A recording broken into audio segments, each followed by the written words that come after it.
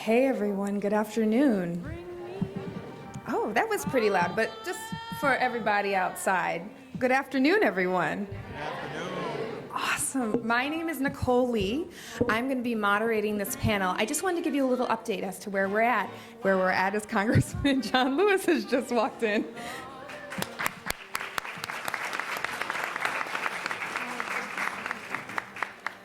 So we're going to just get started in just a couple minutes. We're just all going to get situated, and then we're looking forward to a very vibrant discussion.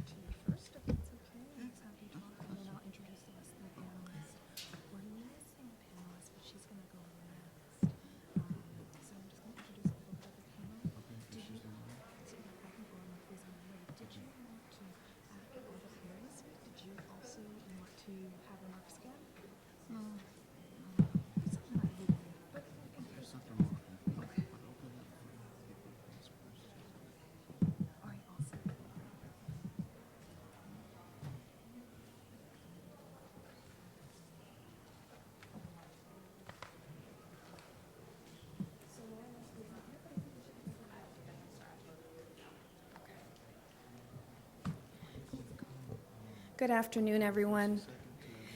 Again, my name is Nicole Lee. I am the principal of the Lee Bayard Group and the founder of Black Movement Law Project, an organization that works closely with the Movement for Black Lives. And I have the honor of moderating the panel today, sitting in to stand up, how activism influenced the legislative process. It is my honor to first introduce Congressman John Lewis, and we know he needs no introduction. But I want to remind us all that we are in the presence of greatness and someone who has really sacrificed for all of us so we all could enjoy the blessings of freedom. As an attorney, I love to first say that Congressman John Lewis is a person who has been arrested over 40 times. He was elected to Congress in November 1986 and has served as U.S. Representative of Georgia's 5th Congressional District since then. He has been awarded over 50 honorary degrees from colleges and universities throughout the U.S., including Harvard, Brown, and Princeton. He was awarded the Medal of Freedom granted by President Barack Obama. He is a mentor to so many. He has been an inspiration to so many more. I am pleased to welcome Congressman John Lewis to the panel.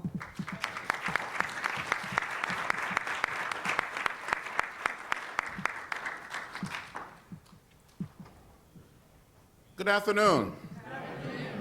You're a beautiful, handsome, good-looking group.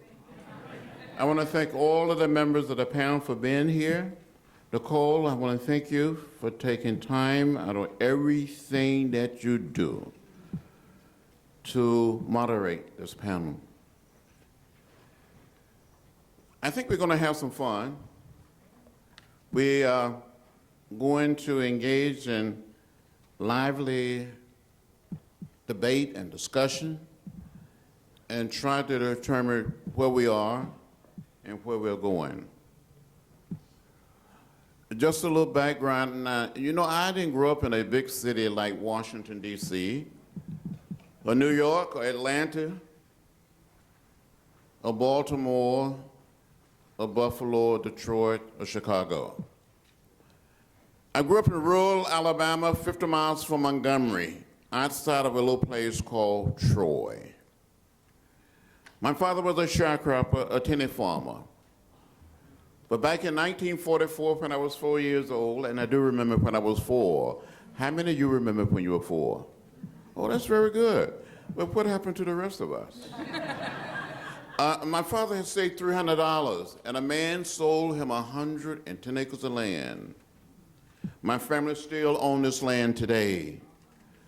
On this farm, we raised a lot of cotton and corn and peanuts, hogs, cows, and chickens. I won't tell you the chicken story. I won't bore you with the story. It's too long anyway. But growing up there, when we would visit a little town of Troy, or visit Montgomery or Tuskegee, I saw those signs that said white men, white women, white waiting, colored waiting. And I would come home and ask my mother, my father, my grandparents, my great-grandparents, why? And they would say, that's the way it is. Don't get in the way, don't get in trouble. I didn't know what to do. But in 1955, 15 years old, in the 10th grade, I heard of Rosa Parks. I heard the words of Martin Luther King Jr. on our radio. The action of Rosa Parks, the words and leadership of Dr. King inspired me to find a way to get in the way, to get in what I call good trouble, necessary trouble. And so in 1956, at the age of 16, with some of my brothers and sisters and cousins, we went down to the public library in the little town of Troy, Alabama, trying to get a library card, trying to check out some books. And we were told by the librarian that the libraries are whites only and not for coloreds.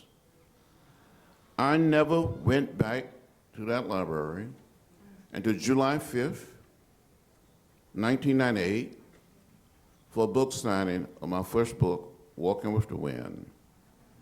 And hundreds of blacks and white citizens showed up, and after the book signing, they gave me a library card. It says something about the distance, and by this time I'm in the Congress. It says something about the distance we've come and the progress we've made. So when I went off to school to Nashville, Tennessee, to study philosophy and religion at American Baptist College, and later at Fisk University, a small group of students from Fisk, Tennessee State, Meharry Medical College, Peabody College,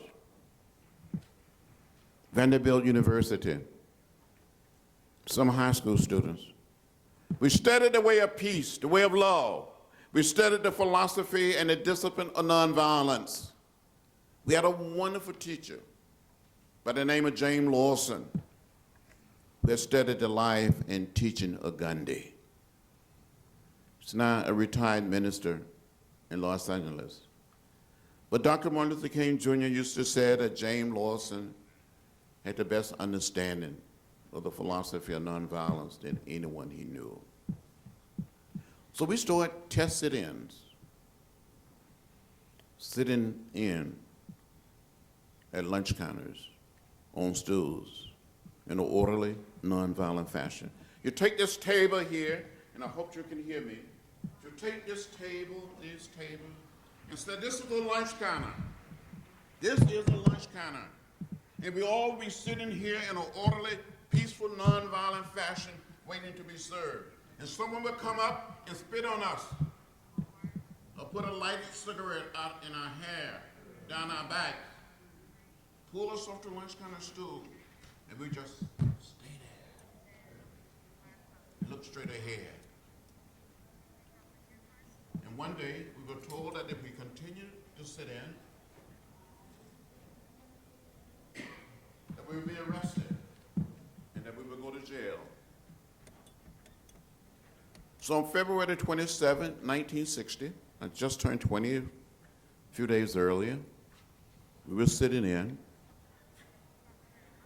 But before then, to go back for a moment,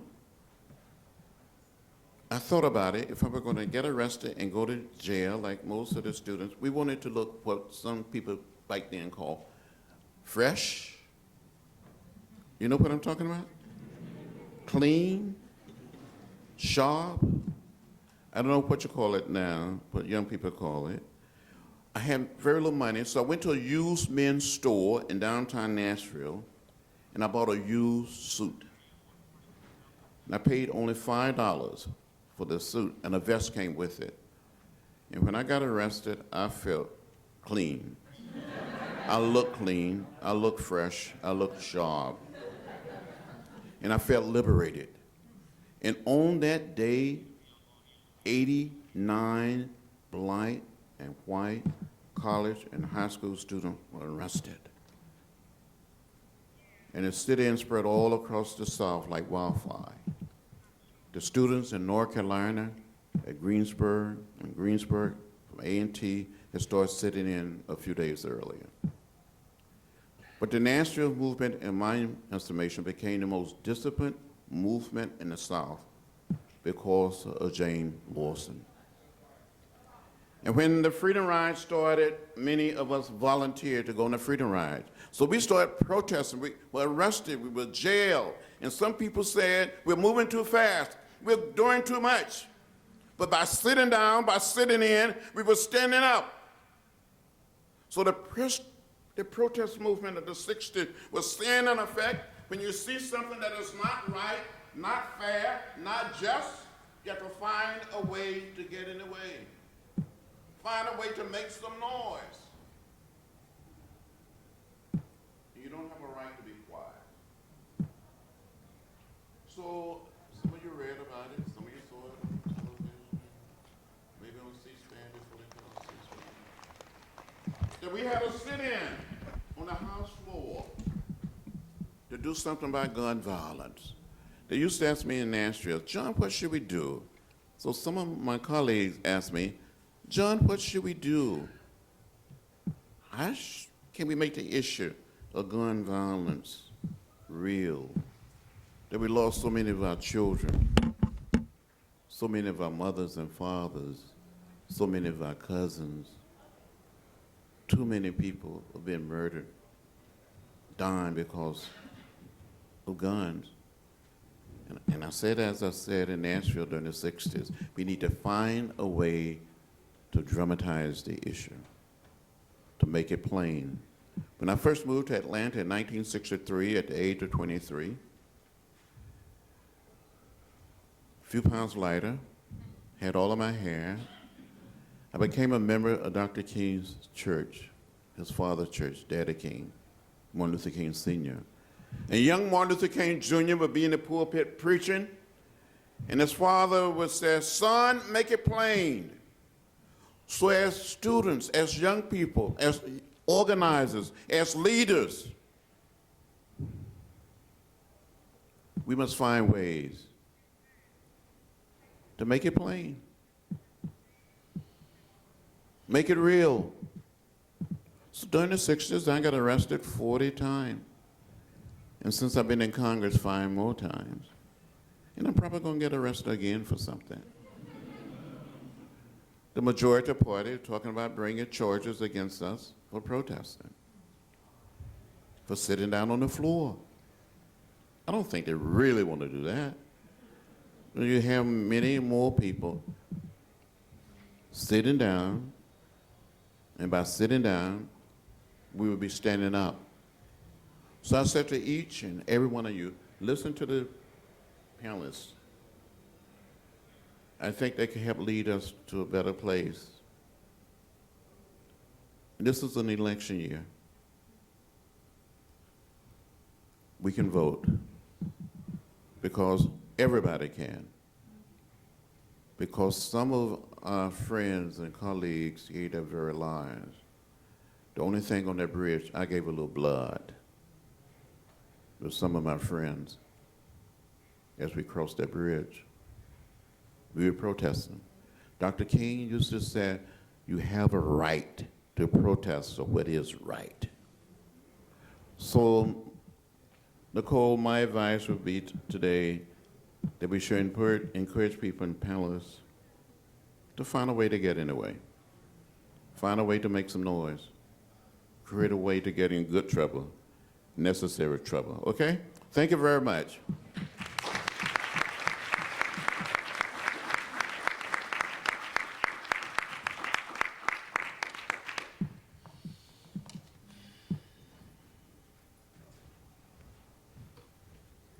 What an amazing and important message.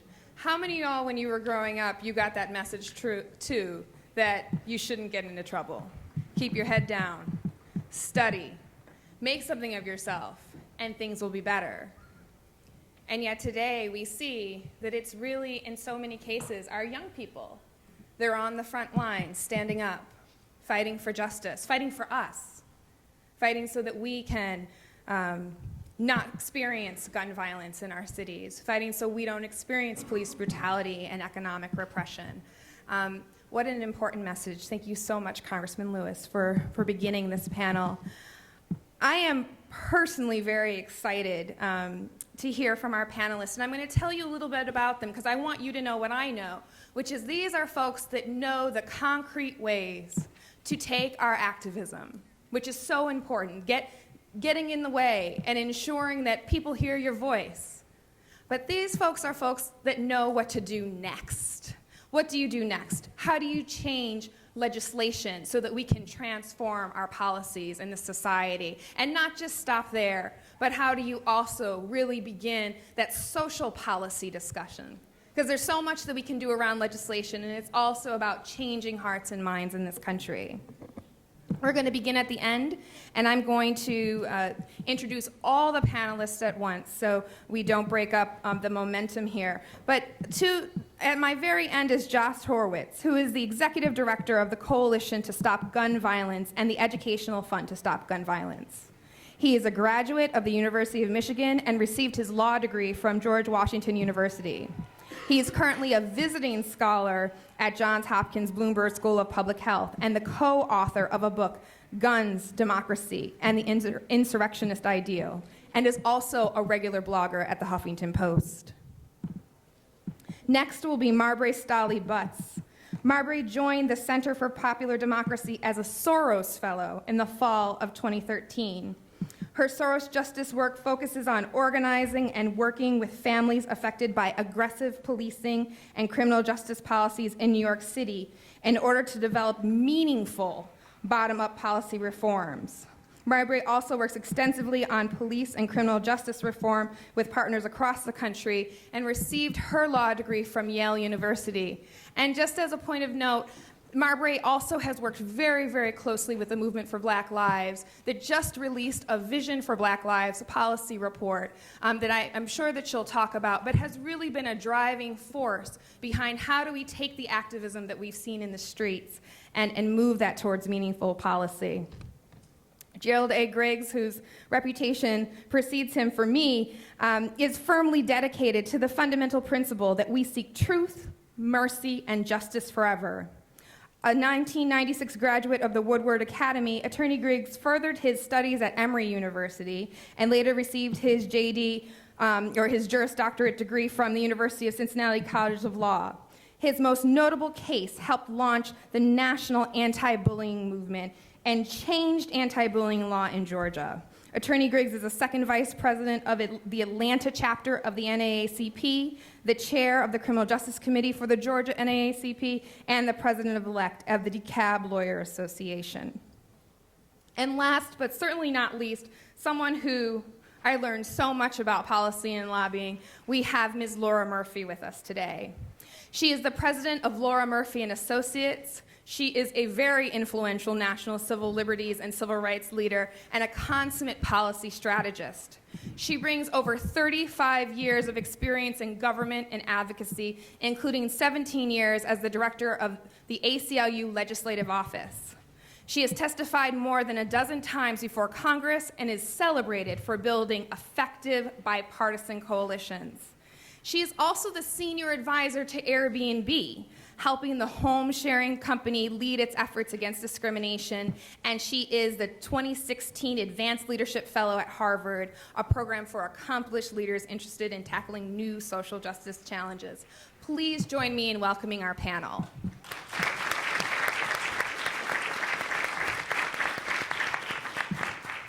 Our panelists are going to present to us, and then we're going to have plenty of time for question and answer.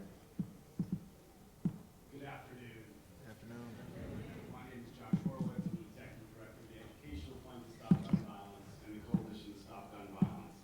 And this is a distinct honor for me. To be on the same stage with John Lewis and his other wonderful panelists means the world to me.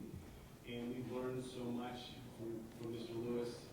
I remember as a young civil rights attorney working in Hattiesburg, Mississippi in the 80s.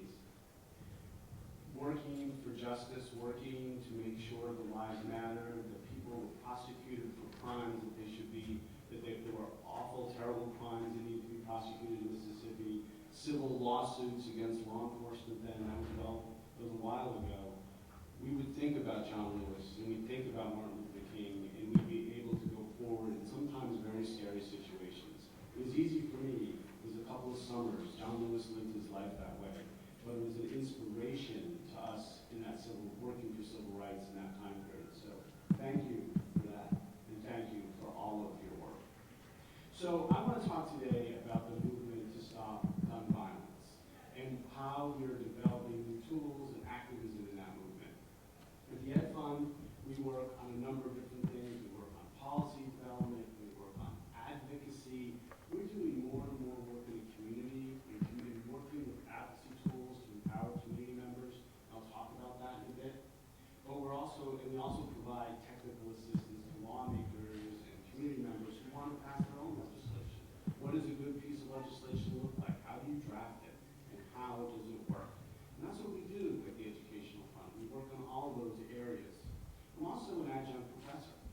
And that's going to come in later because it turns out that all the policy tools that we have are so much better when we educate our colleagues in the community about them and how to use them.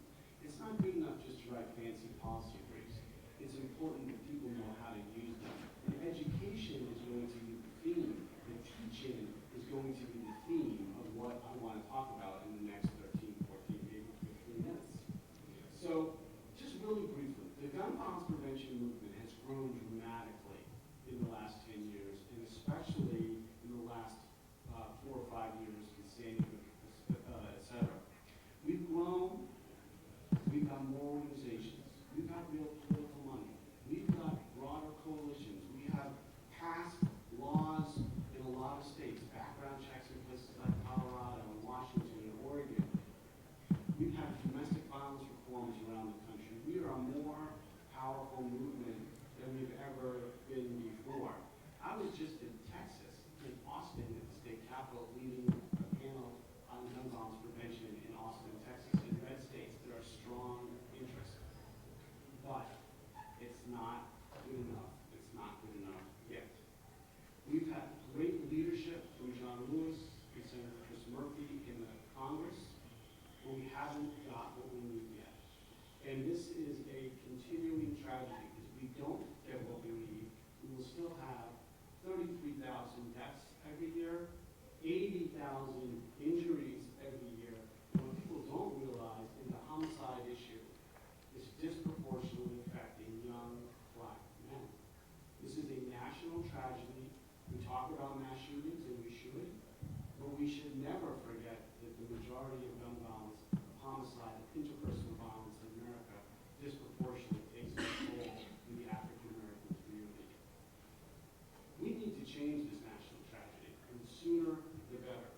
And I'm going to use my work in Virginia as an example of how I think we should change. I've worked in Virginia for a long time. I live in Virginia.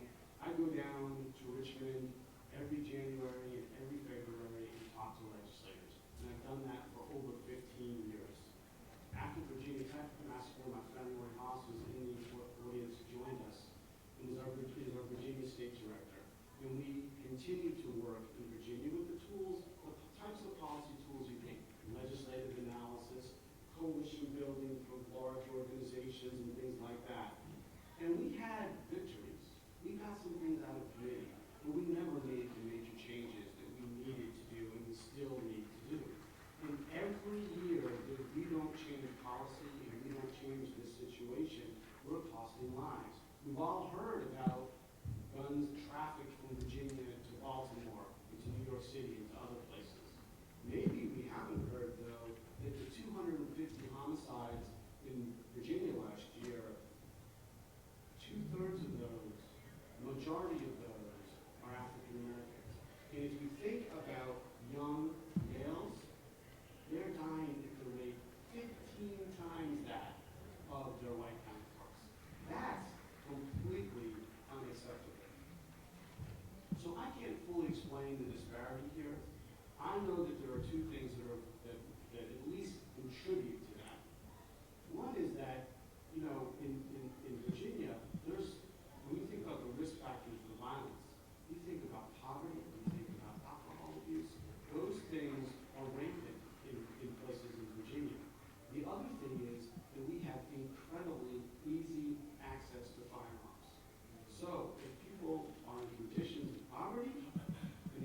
access to firearms, we know that's a predictable result.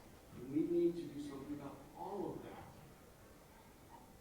So we thought about how do we change this? What are the things that we're going to do? You know, it wasn't that long ago that we always have our lobby day on Martin Luther King holiday. And it wasn't that long ago that we had about 50 people at the Capitol, right?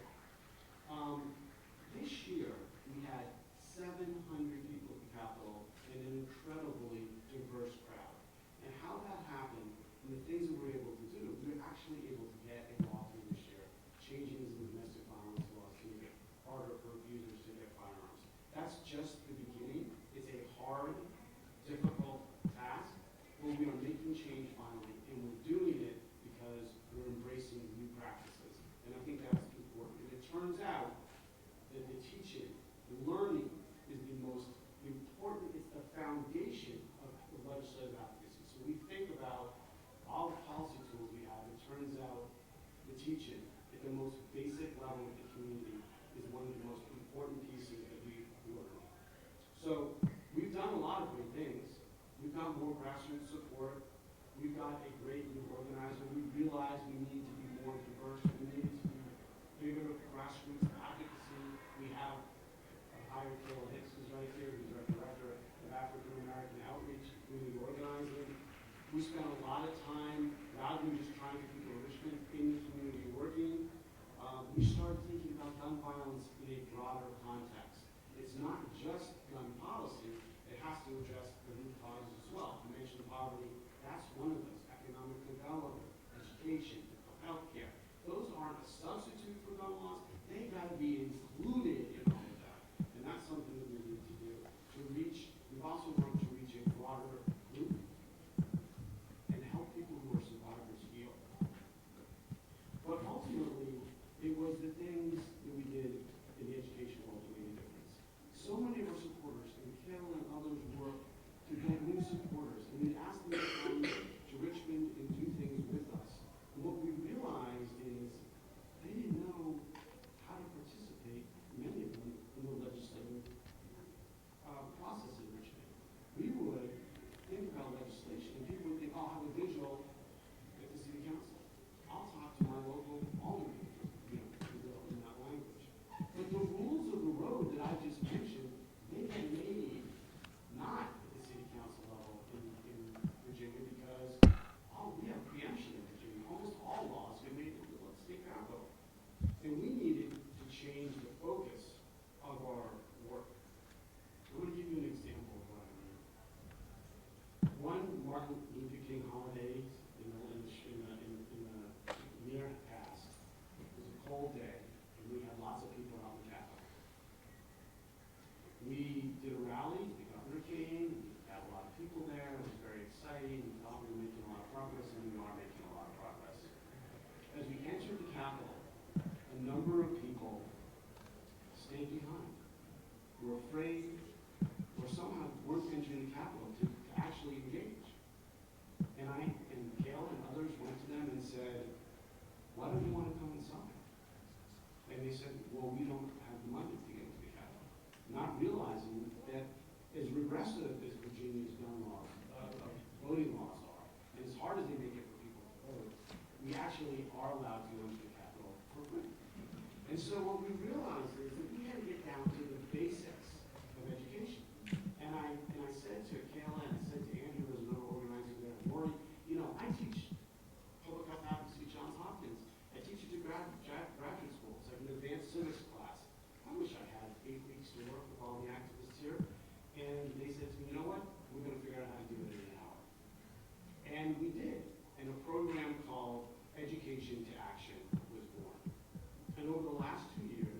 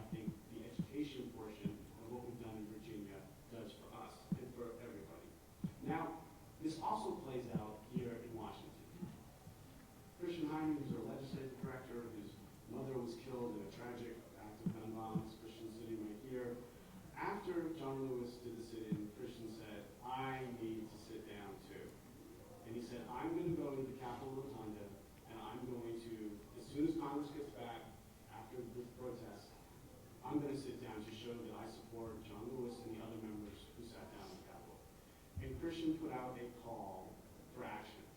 And it was our Virginia activists, some others as well, some great activists, but it was our Virginia activists, mothers who had lost sons, who raised their hand and said, I know where policy gets made. I've done vigils in my community, but it's time to make my voice heard in the nation's capital. And they did, and they joined Christian and others, and all I had to do was provide bail money. But they went, and they all got arrested, and they made such a difference. The bracketing was, Congressman John Lewis was on the floor, the Republicans run out and can go and hide for the holiday, and when they came back, it was Christian and our moms sitting in the rotunda, getting arrested, getting headline news. But it was the education process of how we make policy, how we create movements that changed our work in Virginia, and I think is creating one of the most powerful state movements, and is something that can be replicated. The teach-in is an adjunct, is very important, is as important as the sit-in. They both educate the public, and educated activists will change the world. Thank you.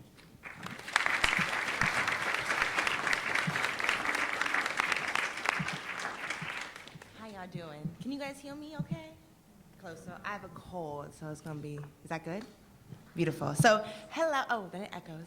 Hello, my name is Marbury Stilly Butts. I work with CPD. I also work across the country with local organizers and activists and folks who have been in the streets the last few years and sometimes last few decades, honestly, who are trying really hard to think about what does it mean to create policy that reflects their incredible ambition, which is often radical. And I say radical in the Ella Baker sense of things that really grasp at the roots of the problem and are not just about kind of surface solutions, but try and go beyond that. So I'm so excited and so honored, thank you, to be here today to speak a bit about my work and the work of the folks who are in the streets across the country who are pushing for real radical reform and transformation. So I'm going to kind of try and do two things.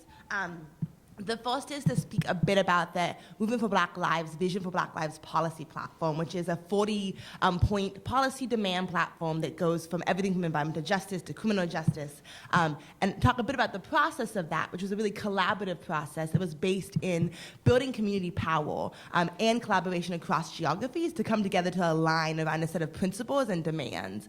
And then also talk about kind of the process of policy making, both at the national and the local level, and the ways that I think this movement and this insurgence of energy and power and passion has influenced in some ways, but also in some ways hasn't even touched that. And so how do we actually think about changing how we make policy as well as the policy that we make in this moment? So I'm going to keep that to 15 minutes because Nicole has instructed me to do so, and I do whatever she says.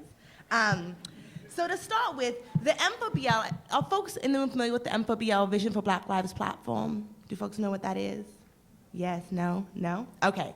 So over the last year and a half, a group of about 70 different organizations who are based from every place from St. Louis to Baltimore to folks who stood in the streets, who took tear gas and bullets and all of those things, and folks who are from communities that are most impacted both by criminal justice policies or criminal law policies and by police brutality and by gun violence, came together for a year-long process to create a set of demands. And the idea was that we have seen kind of the insurgence of a movement. I think we can trace it back to really the work of John Lewis and before that, but in the last few years to Trayvon Martin's killing and then to the killing of Mike Brown and Eric Garner. But there's been a real movement of folks who have felt incredibly moved and called to see a transformation of the systems that really isolate folks inside of poverty, inside of violence, and leave them in cages and in schools that fail and communities that are under-resourced and undervalued. And so there's been this incredible insurgence of energy. There's been protests, there's been blockages of freeways, there's been acts of incredible bravery, and people are, at the local level, really developing demands on what it is they want to see in their vision for the world.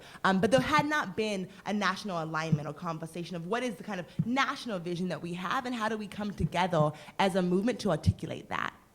And so over a one-year process, about 70 groups came together and went through, there were 5 in-person meetings, there were countless phone calls, there was online voting, and there were conversations with experts as well as, and I say experts both in terms of like policy experts, like those of us on this panel, but more so I mean the expertise that you actually garner from living an experience. And so formerly incarcerated people, people who have been the victim of police brutality and violence, people who have been the victim of gun violence, who actually know best what the solution to those problems really are, and try to engage in a process with folks across the country to develop a platform that really articulated our vision.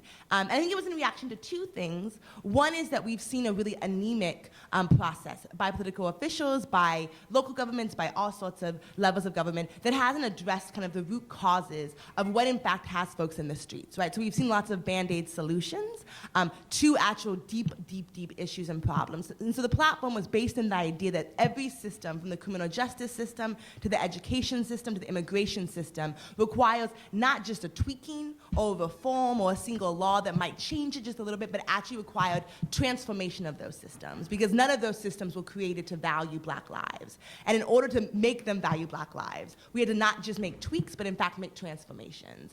I think the second premise was that the expertise, the solutions to the issues we face are actually not in the halls of power, but in the streets. And so how do we bring those voices up to folks like Mr. Lewis and others who will listen and ask them to push those in meaningful ways? And so from this 1 year incredibly exhaustive process, we came up with a 40-point platform. And it was organized under 6 categories. Y'all can check it out at m4bl.policy.org. And it has kind of the entire thing. I think I have some handouts that I can also share with y'all.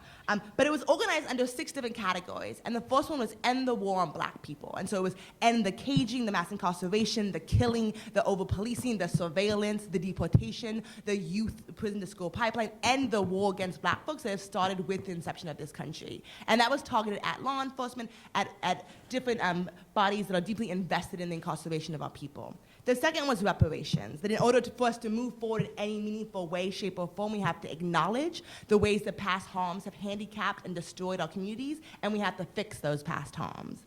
The third one was invest, divest. And so in order for us to move forward in a community that is safe and strong, we have to divest from prisons, from policing, from all the institutions and programs that harm us, and invest instead in programs and institutions like education, employment, healthcare that actually make us stronger. And as it turns out, because data is our friend, also make us safer. That we actually know that the solution from everything from gun violence to criminal activity to prisons is in fact deep investments in our health and our employment and our education. The fourth one was economic justice for all, so access and ownership of the economy for all people. The fifth one was around community control, and so that it was communities who should have control of police departments, of educational departments, of every single institution that impacts us. We should also control those institutions. And the last one was political power, that we should stop all attempts to block Black and brown and people's ability to vote, to exercise political power. We should free political prisoners, and we should move towards a world in which there was a real meaningful democracy in this country. And so under each of those 6 categories, we had a total of 40 different, very specific policy demands that moved us closer to that vision. And the process, I think, as much as the demands that y'all should and could read, the process of creating the platform was incredibly illustrative for me, because I think so often I went to law school in many ways to think about how to democratize the legal process. That I had been, when I was very young, I was in a court watching my father be sentenced, and I literally could understand nothing that was going on. And I realized that so many of the systems that act upon our bodies and our lives happen in a language that we don't even have access to. And so for me, law school was about how do I democratize or translate this incredibly difficult language to access for the people and the communities that I come from and care about. And what I found in law school was that laws weren't meant to do that. The laws were in fact meant to alienate the folks who were most impacted and to divorce them from that process. And so much of this last year for us has been about how do we get folks who are impacted by laws but have never read them. And in fact, even if they did read them, I mean, they're kind of in Latin laws, right? You have to have some legal sense of what's going on to even understand the law, even if it's in front of you. And so how do we actually provide folks who have the most expertise and center them in the process of creating a vision and creating laws around what it is that we have to see and the vision of the world we have to live in? And so it was an incredibly exciting process, and we released the platform on August 1st, so like a month and a half ago, and since then got over 12,000 folks to endorse the platform from across the country and over 1,000 organizations. And so it's been a really exciting process and thinking about both the city, the state, and the federal interventions. But one of the things that we've heard the most from this platform is folks saying that despite the last 2 years of movement, of folks literally putting their bodies,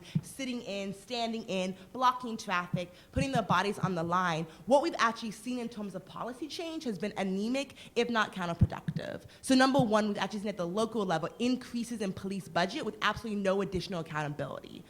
We've seen everything from body cameras that have no written rules, so 2/3 of the cities that have implemented body cameras have no rules to accompany those body cameras and no accountability whatsoever of those programs, but increased surveillance of our communities with no oversight. We've also seen unnecessary protections of police through Blue Lives Matter bills that in fact just are more punitive. We've seen additions to our criminal code that in fact make more things illegal, not less, and lead to more folks in cages. And so for us, there was a need to really intervene in a meaningful way to ensure that moving forward, that the policies that were made in the name of the folks who were most impacted by them. And so I think there's been some really exciting things locally happening that move us in that direction, and I think that we're trying to think as a movement about how do we nationally intervene in a similar way. And so just yesterday, Black Youth Project 100 was on the Capitol, visited a lot of folks to really push an agenda around ending money bail, around the need to have data and federal data tracking, and also attaching some of that to actual money things. So saying like the federal government would not give money to police departments that continue to kill Black and brown people. Like we just won't do it. And so pushing the federal government and other folks to really hold police departments, to hold police, to hold cities, and to hold people accountable for the actions and to improve really Black lives. I think at the center of so much of the work that we've seen is this idea of invest, divest. That what we have to see at this point is a divestment from the systems that harm us and an investment in the systems that actually build up our communities, so from education to employment to free college for all, that how do we really engage in a process that's community-based around really pushing a different kind of agenda for our people. So I think I'm gonna end a little bit about just the current efforts that are happening and the ways in which I think folks are engaging. I think for many folks, there's so little faith in the legal process and so little faith in the electoral process, both because lots of folks can't vote. So lots of the folks that we work with are formerly incarcerated or incarcerated and actually don't even have access to this democracy. But more than that, there's a real, I think, disappointment and a lack of really understanding or a lack of ability to access elected officials in a way that can actually move them and have them push our agenda. And so one of the things that I've been most inspired by in the last few months or so is a real attempt by organizers who have both been in the streets, who have blocked traffic, who have demanded attention and demanded respect, but also are now going to the halls of power, both locally and federally, to make demands of the folks who they've elected. And it's been exciting because I think very often we're told when we enter the halls of power that you say reparations and everyone kind of turns off. Or you say abolition, everyone's like, oh, we don't do that. And so how do we actually push elected officials and the folks who are in the halls of power to reflect the aspirations and the ambitions of the folks who are in the streets, who are actually living these experiences that have come up with real radical solutions to the issues we face and an attempt to transform these systems. And I think it's exciting to see things like there's a No Money Bail Act that's in Congress right now that hopefully will get some leverage. But there are things that are happening at the city and the state and the federal level that really are moving us towards that. But I think for me, the major question is how are we making policy in a different way? That how do we actually move from protest to policy making in a way that respects really the work of folks who are most impacted and their ideas and their visions. And so it's exciting to be in this space and kind of think about that with y'all. And that is about 15 minutes. So I will stop, but look forward to questions.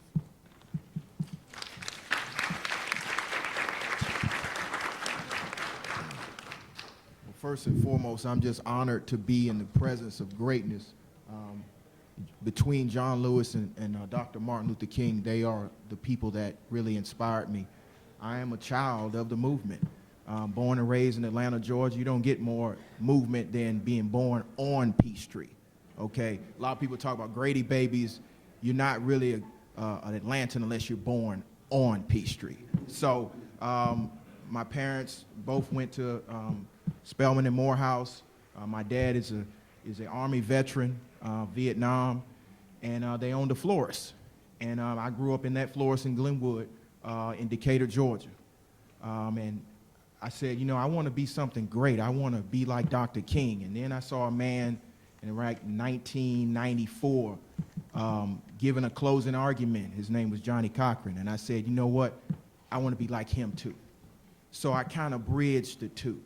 And that's why I come up with the term justice fighter, because I'm an attorney, but I'm also a freedom fighter. And so kind of to follow what the two speakers before me have stated, I'm going to make it real plain. Okay, for the last 11 years, I have been in the criminal justice system. And yes, it is the prison industrial complex. It is the modern slavery. And so after being there and going down to Jackson, Georgia, and going to Reedsville and seeing all these young black males incarcerated, I said, I got to do something. And the tipping point was a young lady called me in 2009 and said, my son was bullied to the point that he killed himself. Mr. Griggs, we got to do something. And I'm sitting there like, well, I mean, there's no real bullying laws, and I don't know what to do. Let me call you back. So I gave it a day. She called me back the next day, and I said, okay, we got to do something. So we got to, you know what, we're just going to go down to the Gold Dome. You know, he's talked about educating communities, and I think the community that I come from, we are educated better by seeing it happen. So we went down to the Gold Dome, and we went and talked to the Democrats in Georgia. And anybody knows anything about Georgia knows, you know, before Obama, some of the Democrats weren't the strongest. That's no knock on them. So we went down there and we said, you know, there's a problem in Georgia with bullying. There's a problem with bullying. We need to deal with this bullying issue. And we didn't get any traction. And then we got a phone call from Chicago, from Harpo Studios. And we went and visited with Ms. Winfrey, and she put us on TV, and the bullying movement was born. And then we got a phone call from an interesting individual. His name was Mike Jacobs, and he was a Republican in Georgia. And he said, we need to do something about this bullying issue. And so we were invited to Senate hearings in the Gold Dome. And the light clicked on for me. People need to understand how, from seeing it, an idea becomes a law. And going to the hearing, sitting in and giving the testimony to the lawmakers, making it plain, making it real easy for them. And then also having them cut on the TV and see people going to jail, see people saying they're going to register to vote, and seeing people actually voting to make them do something. Because this is a democracy, but it only works when they fear the people or the demos. Okay, and so we got the new law passed in Georgia, and it went into effect in 2009. And it only took about 5 months. And I was like, wow. You know, I was thinking back to Representative Lewis's time and Dr. King's time. It took years to get things accomplished. Now let's fast forward. I've been watching Black Lives Matter for a long time, and Black Lives have mattered to me for my entire life. And I kept seeing, you know, when I saw Trayvon Martin, it hurt me to my heart. But then when I saw that jury, I knew what was going to happen. And then when I saw Mike Brown, it hurt my heart, but I knew nothing was going to happen. And ultimately, I was on a plane headed to the Bahamas when I saw Alton Sterling. And I said, you know what, when I get home, I'm going to have to do something. But before I got home, I saw Philando Castile live stream. And I told myself in my heart, oh, I'm going to do something. And that's the passion that you need to affect change. So when I got home, we organized the march. And I'm sure you guys saw it. 11,000 people in Atlanta, Georgia, after we were told in no uncertain terms, do not organize a march after Dallas.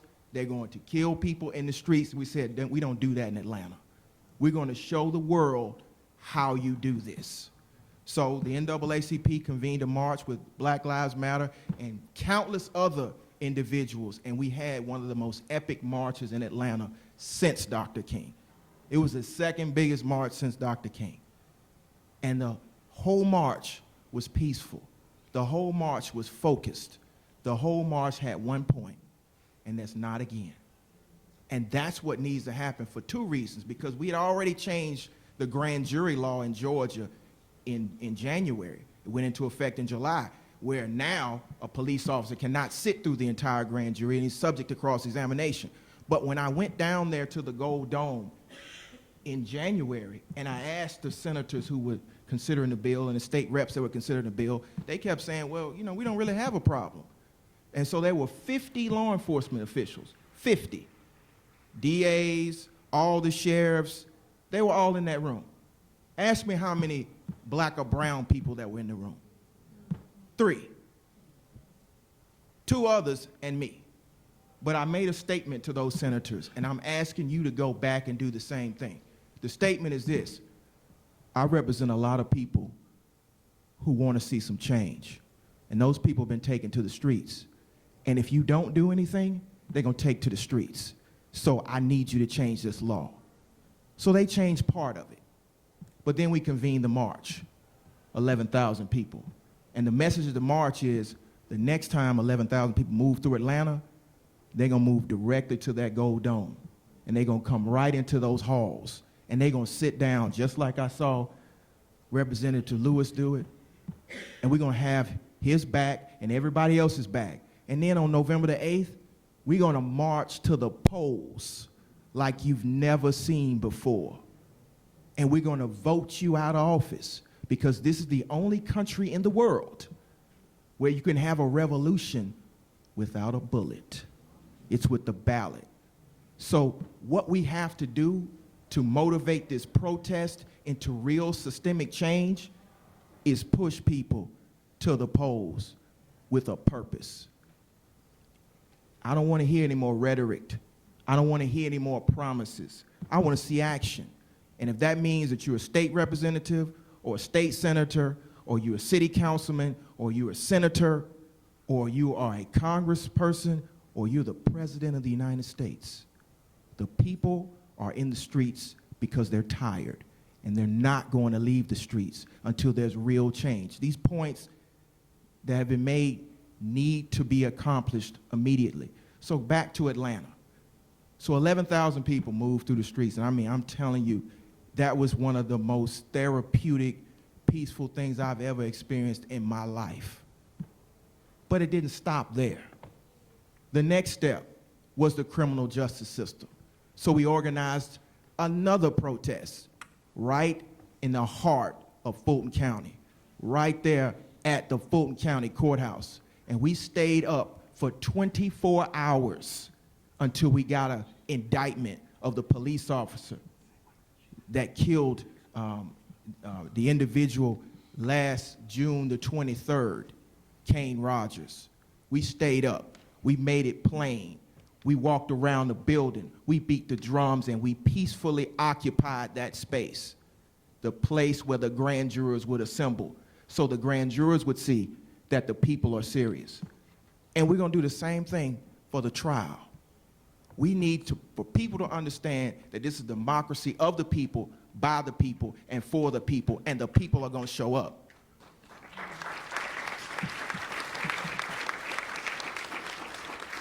So when you go home to your districts and your states, you carry a message.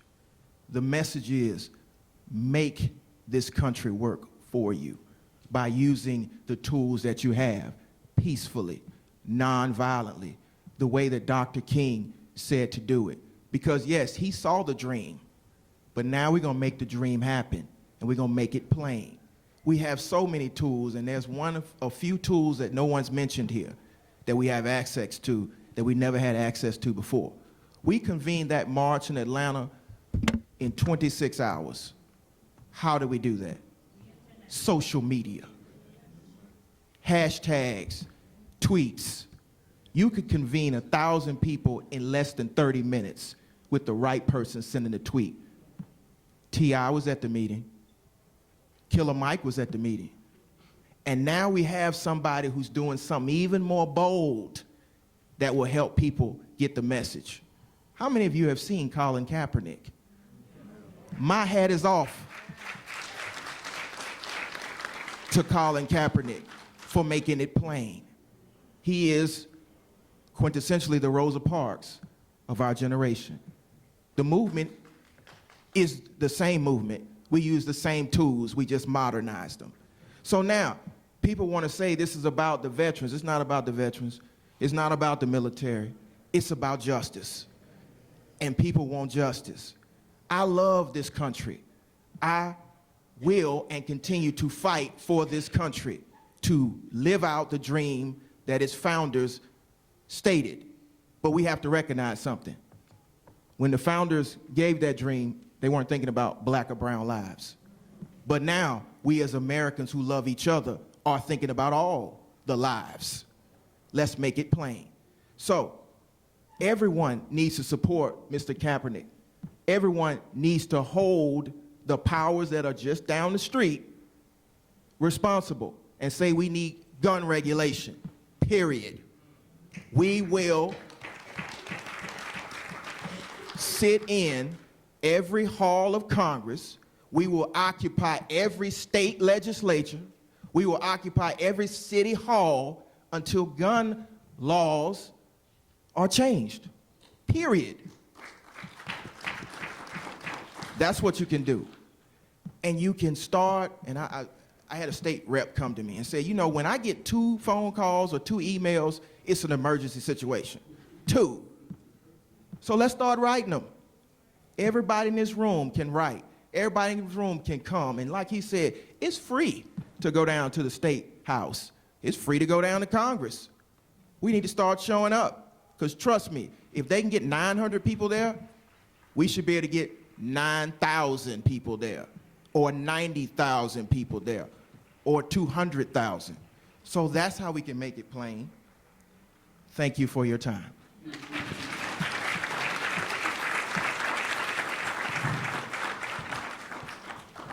Good afternoon.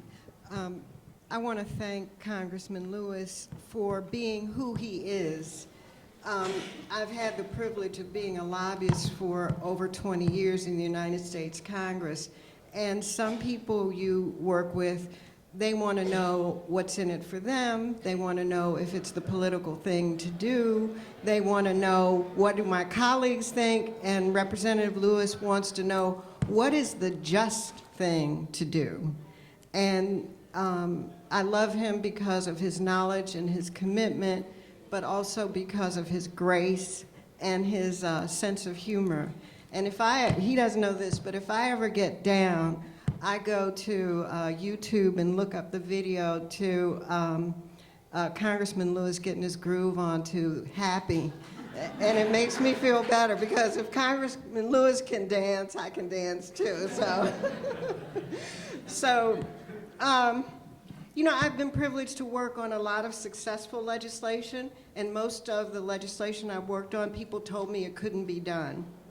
I worked in a leadership role for 17 years to reduce the disparity in sentencing between crack and powder cocaine. And that was a very hard-fought fight, and the key people all came together finally. But no bill is passed by people who just agree with us. So one of the things that I think we need to do is to step back and to think visually. Visually. And I'll give you an example. One thing we all have to do is stakeholder mapping. Who are the stakeholders in your particular debate? And figure out who's against you, who's for you, who do you need, who's essential. Oh, I held it upside down. Sorry. And when you figure out all of the stakeholders, you need to determine what's in it for them. Because you want to create win-win relationships. And if you understand who's got the power over your issues, you would then begin to have a strategy. So many of us want to have a statement. We want to be right. I frankly like to win sometimes. And so who's going to be the barrier? Who do we have to get past? Who do we have to win over? And one of the things that I've also noticed in the movement is that anger has its place, but we ought to be leaders through love. If we do not believe that we're all God's children, What are we doing in leadership roles? If we don't believe that every individual, even the people you may despise, it may be Donald Trump, or it may be Mitch McConnell, or it may be somebody else, David Duke, they all have a basic right to human dignity. And I know some of us have a problem going there because they have so treated us with such contempt and disrespect. But we cannot sink to our opponent's level. And when you think about Representative Lewis and the dignity that he had when he was marching, when he was sitting on the floor of the House, we need to understand that that dignity is about respect for others, love for self, love for others. And so we need to meet with, befriend, and talk to people who don't agree with us. You will be amazed of the information you will receive about your struggle when people do that. The other thing that I want to say is that we need to determine which one of us is going to play the inside game and which one of us is going to play the outside game.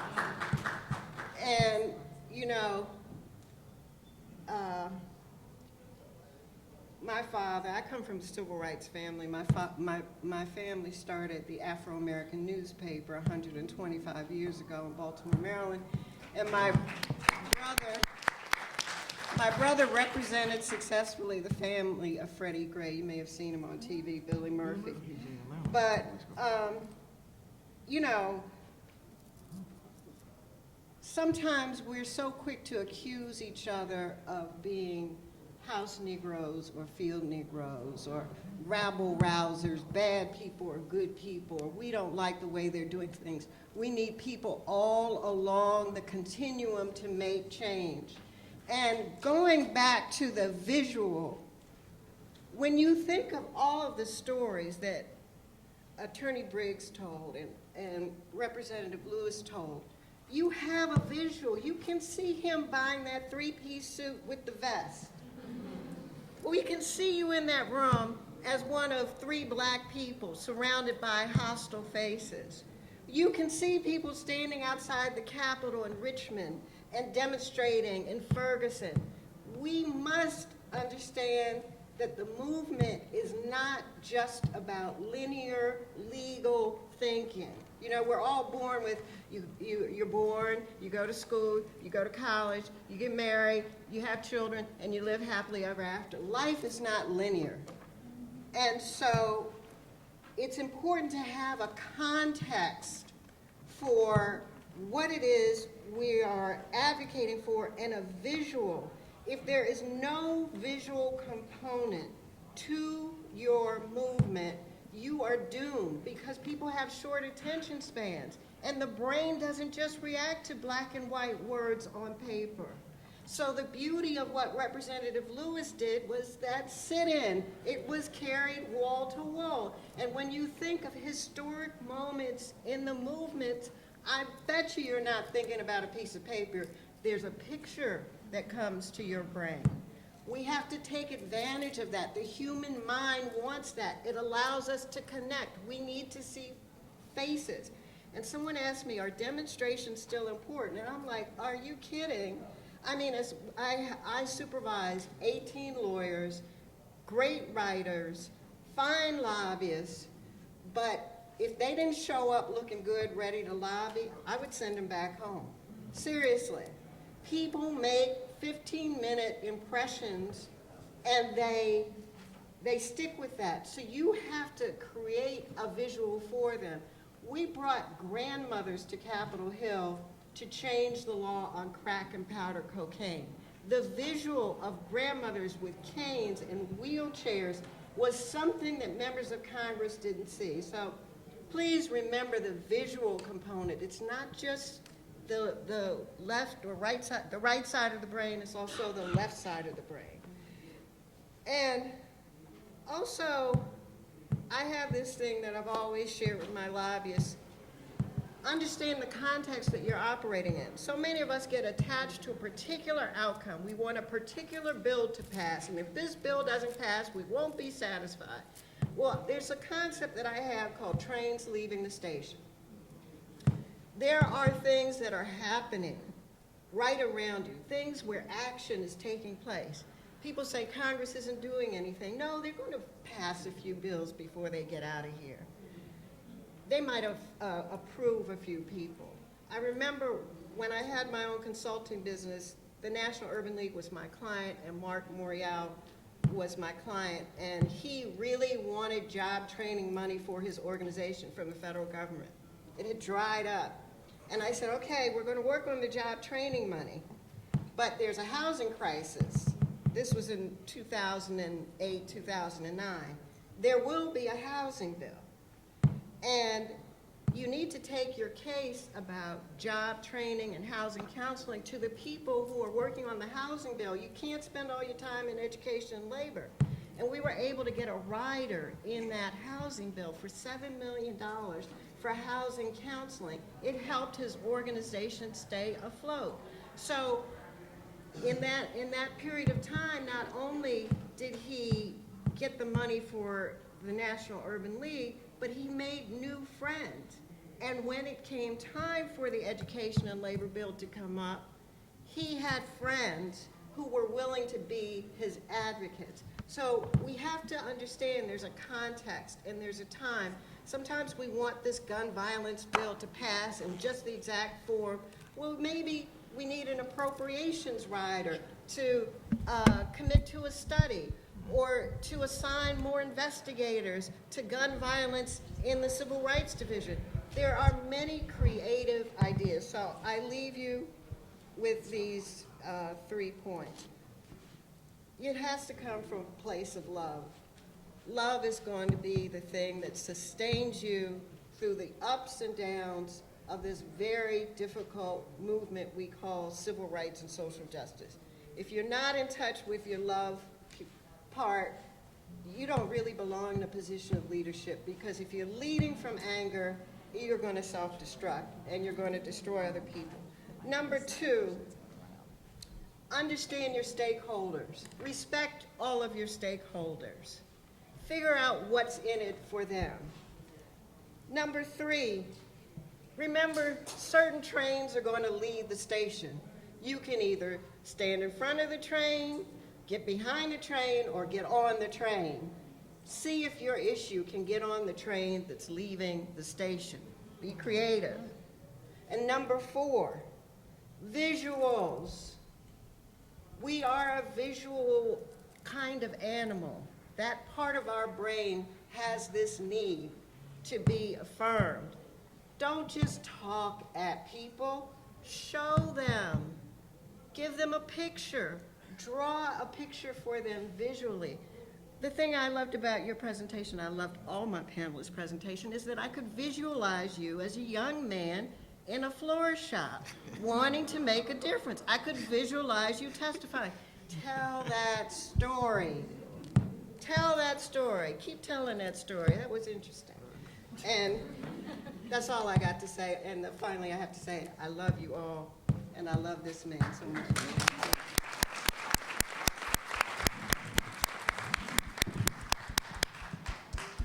Nicole, let me thank you and each member of the panel. You're superb. We need to take you on the road. Really. You're just really good. Each one of you need to have an opportunity to come and testify before members of Congress. Really. I love it. And help educate and move some people. Laura, I'm seeing you sometime, but thank you for being here. When I was growing up in rural Alabama, attending that one-room school, and I remember the Afro. Hadn't been for the Afro and other African-American newspapers, I don't know what would have happened to a whole generation of us. Your family paper helped educate and inspire us.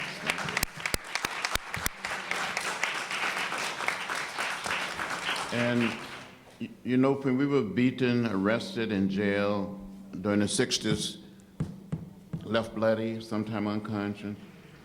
There was someone from the Afro on the Freedom Ride that rode all the way with us, a reporter, Newsom. And we didn't become bitter. We didn't hate. When we were jailed, we walked in with dignity and pride. And Dr. King taught us never, ever to hate, for hate is too heavy a burden to bear. So we will make it. By working together and building together, we will make America a better place. And we will get there. And I truly believe as a nation and as a people, when we get it right, we can serve as a model for the rest of the world. But we must never, ever stop trying. And I just want to close and just open it up. You know, this is an election year. And we got to get out and vote like we never voted before. The vote is precious. It's almost sacred in a democratic society such as ours. It's the most powerful, nonviolent instrument or tool that we have, and we must use it. We got to, we must. There may not be a tomorrow. We fail to vote. Thank you, Nicole. Thank you. It's all in your hand. Thank you. Uh-oh. Thank you so much. It's just so wonderful to see so many of you here. I mean, we barely have any seats, and this is such an important discussion. Oftentimes, people want to do one thing or another, right? They think they want to march, and that's all they want to do. And then some people say, no, I'm a lobbyist, and that's all I want to do. And what I love about having you all here and having this wonderful panel is we've talked about, you know, something that at Trans-Africa, I used to run an organization called Trans-Africa, which is a foreign policy lobbying organization. We used to talk about this concept of being able to walk and chew gum at the same time. And that's really what these moments call us to do, to be able to be out in those streets and get that bullhorn and explain to people, to educate, as our first panelist discussed, how to educate, also how to hear from our folks, the experts, Marbury called them. How do we hear from our experts? How do we make sure that we're using all of the tools at our disposal, social media? How do we love? How do we love? How do we make sure that we're in it for the right reasons and we always really have the discipline? Because Congressman Lewis, you talked about love and respect. One of the things that I always think about is the discipline it takes, especially when you're up against such difficult odds, the discipline that you've always showed against just tremendous adversity. And so that's what I took away from all that I heard. Actually, I wrote feverish notes, stakeholder meetings and stakeholder mapping and unlikely allies and making it plain. So many just rich themes. We're interested in what you heard, what you believe. I'm sure there's many experts in this room. What do you think? What are your questions at this important political moment? I believe that there's a mic in the back, so if you want to ask a question, and please, if we can, ask questions and have the questions be, you know, like one, maybe two-part questions, but not too long so we can get as many questions as possible.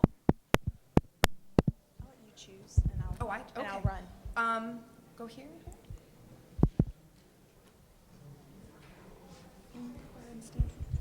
So my name is Vanessa Marshall.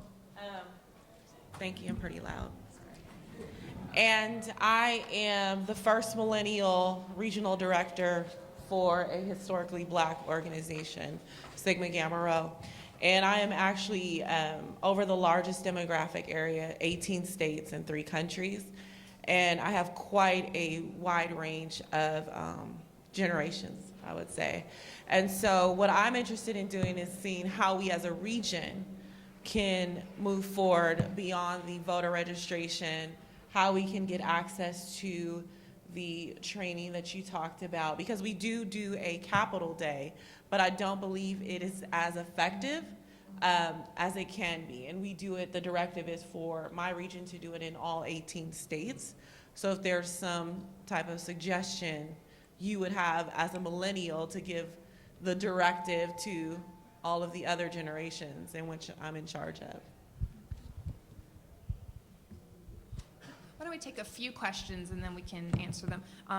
that young man, and then this young man up here, and then, ma'am, I see you in the back. Good afternoon, everybody. My name is Simon Rivers. I am a Congressional Black Caucus Foundation intern. It is an honor to be in front of you. Congressman Lewis, you're absolutely my hero, so I wanted to say that, so thank you. I really enjoyed listening to the panel, and I've taken lots of notes too. My question is, and this is kind of a two-part, so Congressman Lewis, how do you think that we can get things done with such a deep divide, you know, ideologically along party lines? And then for the folks who are not politicians, how do we change minds and hearts of folks who disagree with us? Thank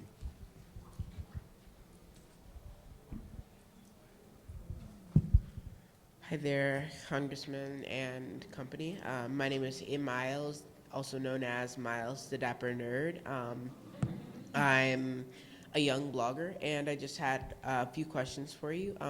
What do you think you guys can do to bridge the gap of activism between your generation and my young generation? Do we want to start with just that bit? Okay. I think I'll start with the Dapper Nerds question.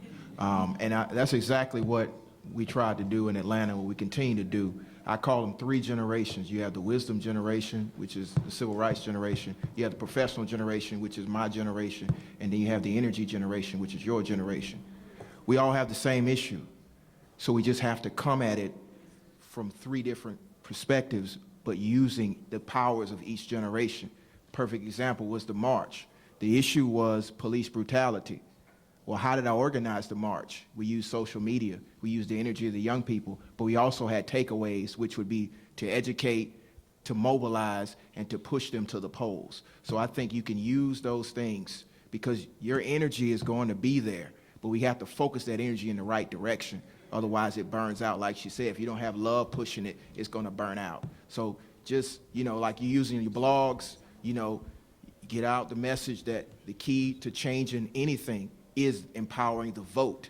That's the only thing that politicians fear is the vote. So marching and protesting are great as long as it pushes it towards the vote. Could I just interrupt for a moment? We've been joined by my friend and one of my, perhaps my closest friend in the House of Representatives, the distinguished Democratic whip. He represents the 5th Congressional District of Maryland in the Congress, Steny Hoyer.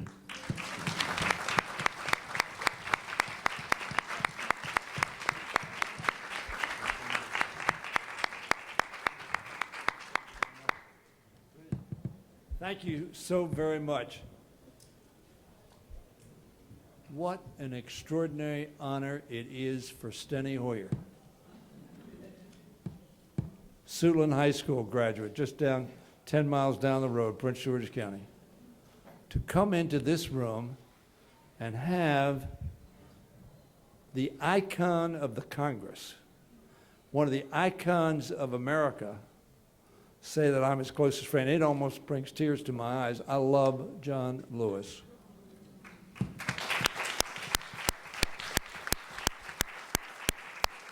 You know, John, this is the first one I stopped in. If I make no other forum, I wanted to be here. John Lewis, and I'm sure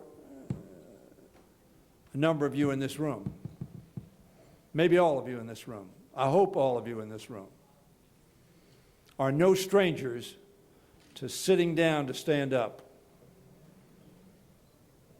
or to stand up to speak out, or to speak out to make change.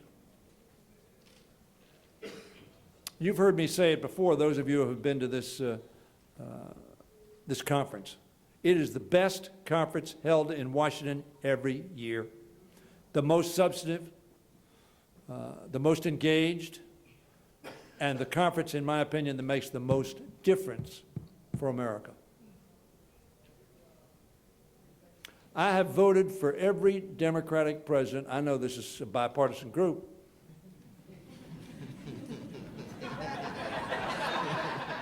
No lightning came down. But my first vote, I'm pretty old, you know, I was born in 1847. And I voted for John Kennedy, my first vote for President of the United States. And I voted for every Democrat since then. But I never felt that if the other side won, our country was in danger. I believed our country would not be necessarily moving in the right direction. We wouldn't be having the proper emphasis. But I didn't feel the country would be in danger. All of you probably know who William Lloyd Garrison was. Great abolitionist in the 1800s, the early 1800s. He gave a quote, John, that I think is appropriate here. I am in earnest. I will not equivocate. I will not retreat a single inch, and I will be heard. That's what this forum is about. When John Lewis gave us the honor of leading us in a sit-in on the floor of the House of Representatives, it had never happened before. I've been there, this is my 36th year. It's not my 100th year, as some people think, my 36th year. I've never seen that happen before. John Lewis led that effort as he led the march, along with Hosea Williams, over that Edmund Pettus Bridge on March 7th of 1965. And some people were angry, and some people said, you know, John Lewis is breaking the rules. The rest of us broke the rules with him. And the majority leader of the House, Mr. McCarthy, came up to me and said, how can I stop this? I said, well, the easiest way is to bring two bills to the floor that will try to address the gun violence epidemic in America. That's the first way you can do it, and that's the best way you can do it, and that's the way you ought to do it. And then I looked at him. I said, of course, the other way is you can have the Sergeant at Arms carry John Lewis out of here. He looked at me and he said, what do you think I am, crazy? Chance of my doing that is zero. Why? Because everybody knows that when John Lewis sits down, he doesn't do it for show. He doesn't do it to get publicity. I don't know a more humble hero than John Lewis. He does it out of conviction. And they want to penalize us, you know, John, they want to fine us, they want to do something. They haven't done it yet. One of the reasons they haven't done it, they are arguing with themselves, but because they know John Lewis did not do it for show. John Lewis did it because the objective was important for the people of this country. And so I am glad to join you at this forum, and you're going to hear from all these experts and wonderful people at the podium and in the audience about how, like William Lloyd Garrison, we will not equivocate, we will not retreat, and we will be heard. America has made great progress. There's that poem, Ulysses. Though much is taken, much abides. There is still much to be done. And like generations in the past who showed the courage, conviction, some were injured and some lost their lives and gave blood like John Lewis, so that justice would ring out throughout this land. God bless all of you for doing that. I have 3 daughters, I have 3 grandchildren, and I have 3 great-grandchildren. They may never know, they'll know John, they know John. They may never know any of you. But I thank you, because every step that you take every day to make America a more just, a more fair, a more open society, and the freedom rings throughout our land, you make their lives better. Thank you. God bless you.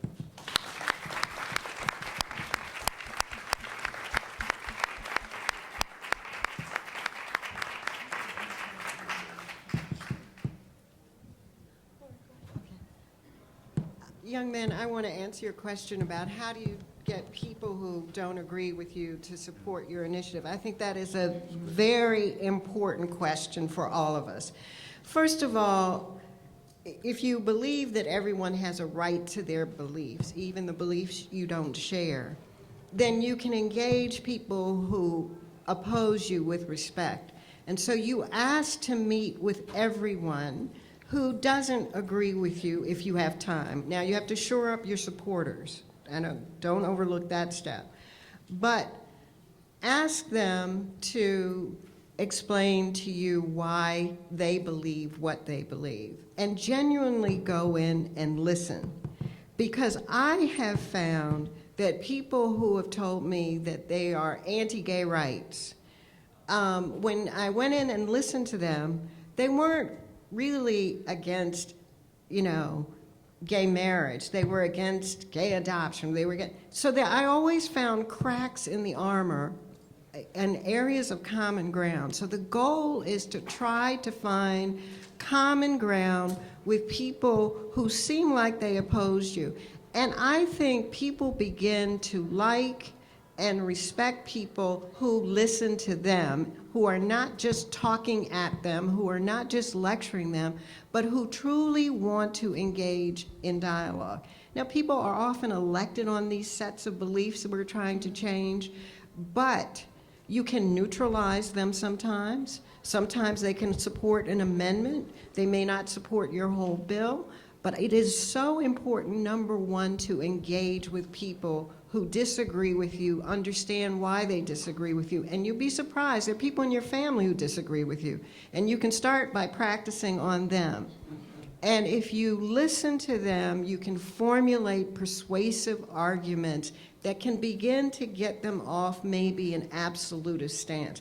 But if I know too many civil rights leaders right now who do not meet with any Republicans because they have assumed that there's no possible way they can get Republican support, which is crazy because if you look at the voter rolls of any civil rights bill, and I've worked on every single civil rights bill that has passed in the United States Congress for the last 20 years, there is no bill that passes with one-party vote.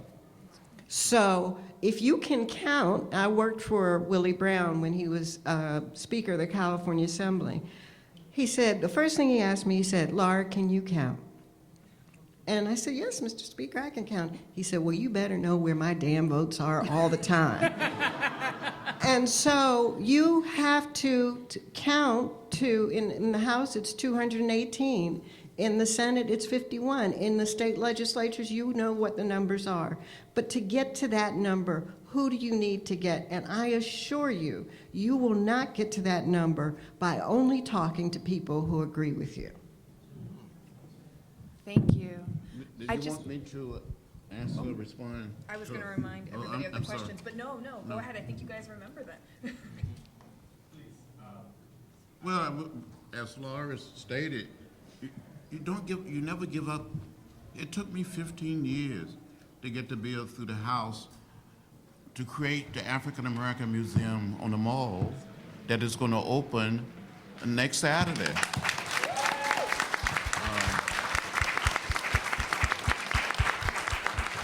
So you have to be persistent.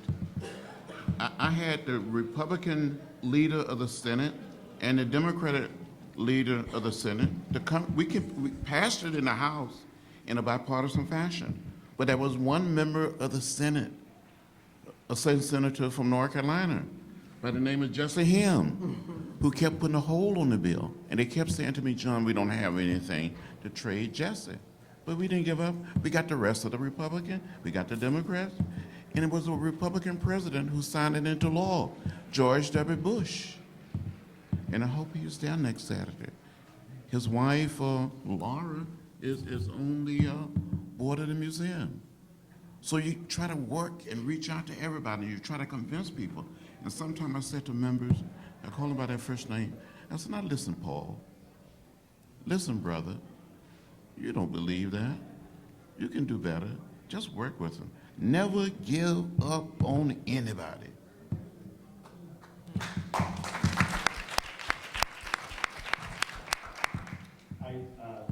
That's great advice for someone who's worked on this for a while. Never give up. I want to address your question. Turn around. Meet Kayla Hicks, who's sitting right behind you.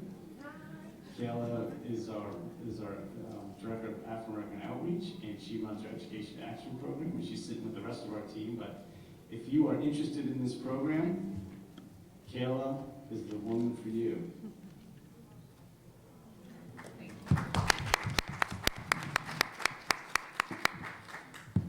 So I believe the sign from the back is that we can take 2 more questions? Okay.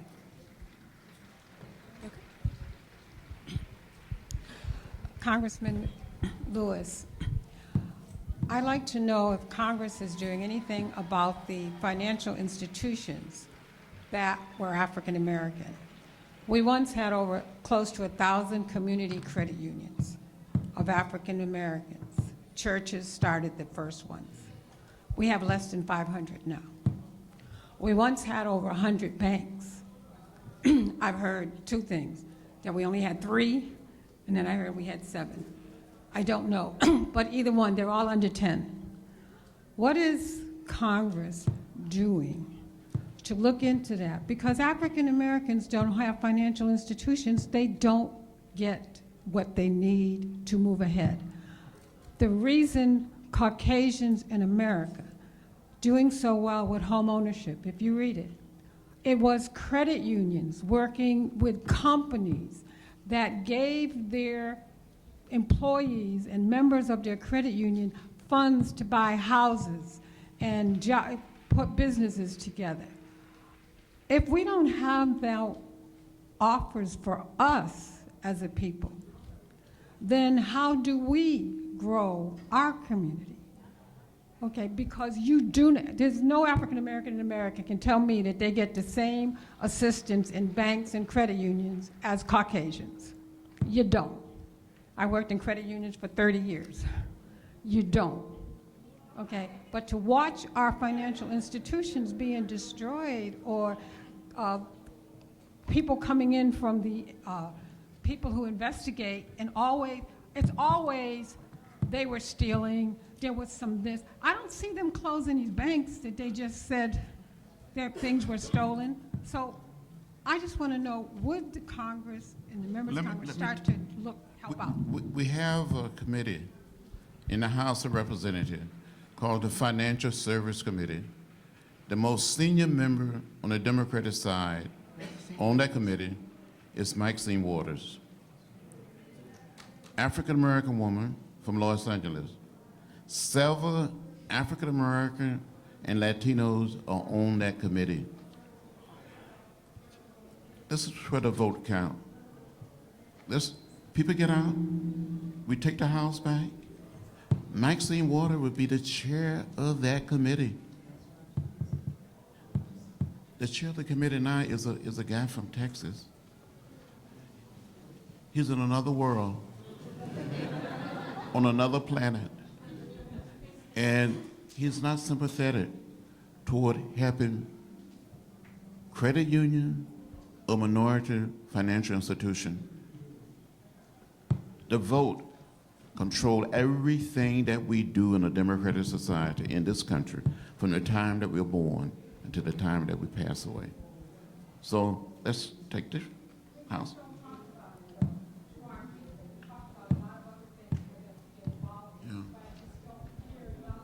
Yeah, we need to talk about it, and the people need to come to Congress, put pressure on the people on the other side.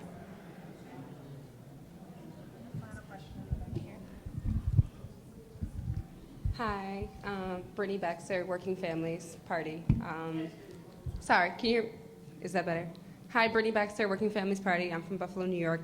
My question is, Martin had Malcolm X, who was more extreme and literally struck fear in the hearts of white people, and that's why he was able to advance the way that he did. So who is the Malcolm X of this generation that will encourage the moderate white folks to get on board with the Martin of our time, or the movement of our time? Because I think that it takes that more extreme person to catalyze and force folks to a more moderate, a middle ground. Well, let me say this, sister. I got to know Malcolm. I met Malcolm.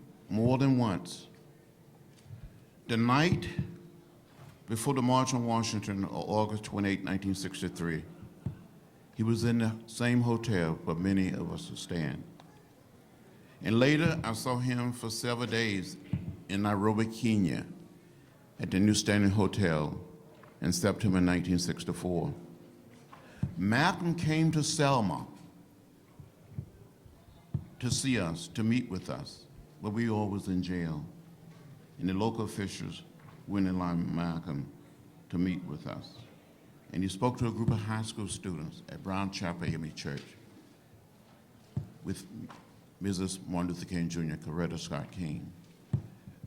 When Malcolm was assassinated on February 21st, 1964, he had been to Mecca. He was moving closer to the civil rights movement. He wanted to be helpful. He wanted to be supported. And he made a contribution. Many of the young people in the Student Nonviolent Coordinating Committee, and CORE, and SCLC was reading Malcolm. And I think if Malcolm had lived, he would have been marching with us on Bloody Sunday from Selma to Montgomery. He was a changed man. But there's a lot of young people out there, you know, they're ready to push. They will emerge.